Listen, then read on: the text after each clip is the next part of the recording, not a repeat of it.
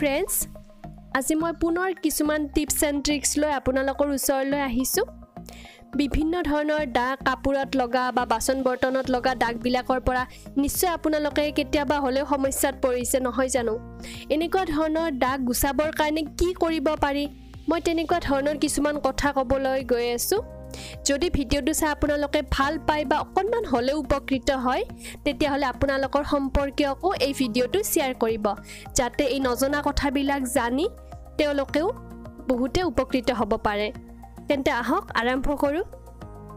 Number 1, যদি আপোনাৰ কাপোৰত কেতিয়াবা তৰকাৰীৰ দাগ লাগি যায়, আপুনি লগে লগে কিছু সময় কেৰাচিন তেল অকণমান ঘঁহি দিব আৰু তাৰ পিছত ৰ'দত মেলি দিব। যেতিয়া অকণমান শুকুৱাৰ দৰে হ'ব, তাৰ পিছত আপুনি চাবোনেৰে ভালদৰে সেইখিনি ধুই পেলাব। তেতিয়া আপুনি কাপোৰখনৰ পৰা তৰকাৰীৰ দাগ ভালদৰে গুচাই পেলাব পাৰিব। নাম্বাৰ 2, যদি কেতিয়াবা আপোনালোকৰ ঘৰৰ কাঁহৰ বাচন বৰ্তন বা পিতলৰ গিলাচ ঘটি বাতি আদিবিলাকত দাগ পৰি যায়, তেতিয়া আপুনি চাউল ধোৱা পানী 1-1.5 ঘণ্টামান সময় সেই বাচন বৰ্তনবিলাকত থৈ দিব। 1-1.5 ঘণ্টা পিছত সেইখিনি ভালদৰে ধুই পেলাব, তেতিয়া ধুনীয়াকৈ দাগবিলাক নোহোৱা হৈ যাব।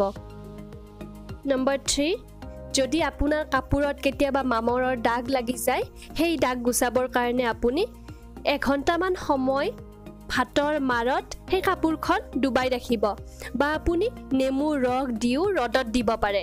কিছু সময় যদি নেমুৰ ৰসত তিয়াই ৰ'দত দি থয় কাপোৰখিনি, তেতিয়াও সেই দাগ নোহোৱা হৈ যাব পিছত ধুই দিলে, চাবচোন। নাম্বাৰ 4, এলুমিনিয়ামৰ কেৰাহী চচপেন বা যিকোনো পাত্ৰ যদি জুইত দেই যায়, তেতিয়া আপুনি সেই পাত্ৰটোত 1 বা 2টা পিঁয়াজ সিজাব ভালদৰে, তাৰপিছত বাচনটো আপুনি চাফা কৰিব, ধুনীয়াকৈ চাফা হৈ পৰিব। নাম্বাৰ 5, যদি কাপ প্লেটত দাগ লাগি যায়, অকণমান পুৰণি হ'লে আপোনালোকে চাব, আমি আলহীক দিলেও ভাল নালাগে বা নিজে খাবলৈও ভাল নালাগে। যদি আপোনালোকৰো তেনেকুৱা হৈছে, তেতিয়াহ'লে সেই কাপ প্লেট আপুনি দাগখিনি গুচাবৰ বাবে অকণমান ব্লিচিং পাউডাৰ ল'ব আৰু গোটেই ৰাতিটো তেনেকুৱাকৈয়ে কাপ প্লেটত থৈ দিব। পিছদিনাখন আপুনি চাবোন বা পানীৰে ভালদৰে ধুই পেলাব, অকণমানো দাগ তাতে থাকি নাযায়, চাবচোন। নম্বৰ 6, যদি আপোনাৰ কাপোৰত তেজৰ দাগ লাগি যায়, তেতিয়াহ'লে আপুনি 1 লিটাৰ পানীত 30-40 গ্ৰাম নিমখ দিব আৰু তাৰ পিছত দাগ নুঠা পৰ্যন্ত, যেতিয়ালৈকে দাগখিনি উঠি নাযায় তেজৰ, তেতিয়ালৈকে সেই কাপোৰখন সেই পানীতে তিয়াই ৰাখিব। নম্বৰ 7, যদি কেতিয়াবা চাহ খাই থাকোঁতে আপোনালোকৰ কাপোৰত চাহ পৰি যায় আৰু চাহৰ দাগ লাগি যায়, তেতিয়াহ'লে আপুনি সেই দাগ লগা ঠাইখিনিত গ্লিচাৰিন ঘঁহি দি দিব, বা আপুনি গ্লিচাৰিনত সেই ঠাইখিনি তিয়াই ৰাখিব। 10 ঘণ্টামান সময় তিয়াই ৰাখিব, তাৰপিছত পিছদিনাখন আপুনি চাবোনেৰে ভালদৰে ধুই দিব, তেতিয়া ধুনীয়াকৈ দাগখিনি গুচি যাব। নম্বৰ 8, যদি আপোনালোকৰ কাপোৰত কেতিয়াবা বোকাৰ দাগ লাগি যায়, সেই দাগ উঠাবৰ কাৰণে আপুনি আলু সিজোৱা পানীৰে কাপোৰখিনি ধুব, কিছু সময় তিয়াই ৰাখিব, তাৰপিছত ভালদৰে ধুই দিব, তেতিয়া ধুনীয়াকৈ দাগখিনি গুচি যাব।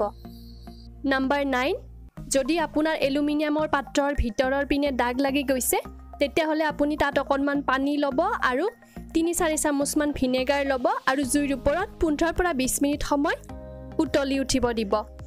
15-20 মিনিট পিছত সেই পানীখিনি পেলাই দিব, দেখিব ধুনীয়াকৈ চাফা হৈ গৈছে। নাম্বাৰ 10, যদি আপুনি কেতিয়াবা দেখা পায় যে আপোনাৰ কাপোৰত পোক পৰুৱাৰ অপকৰ্মৰ ফলত যিটো এটা হালধীয়া বা মটীয়া কালাৰৰ এটা দাগ লাগি যায়, সেই দাগটো যদি গুচাব বিচাৰে, কিছু গৰম পানী ল'ব, তাৰপিছত তাত সৰু চামুচেৰে 4-5 চামুচমান বেকিং পাউডাৰ দিব আৰু একেলগতে চাবোন দি দিব। গোটেইখিনি মিক্স কৰি লৈ তাত কাপোৰখিনি 1 ঘণ্টামানৰ কাৰণে তিয়াই ৰাখিব আৰু লাহে লাহে তাৰপিছত ঘঁহি দিব, দেখিব যে কাপোৰৰ যিটো দাগ আছিলে দাগখিনি নোহোৱা হৈ গৈছে। বিভিন্ন ধৰণৰ দাগৰ সমস্যাৰ সমাধান হিচাপে মোৰ আপোনালোকক এইখিনিয়ে ক'বলগীয়া আছিল। যদি ভিডিঅ'টো চাই ভাল পালে নিশ্চয় লাইক কৰিব আৰু যিমান পাৰি সিমানে শ্বেয়াৰ কৰিব, যাতে আপোনাৰ দৰে আনেও এই কথাবিলাক গম পায়, এই সমস্যাবিলাকৰ পৰা সমাধান পাব পাৰে। এতিয়ালৈকে আহিছোঁ, ধন্যবাদ।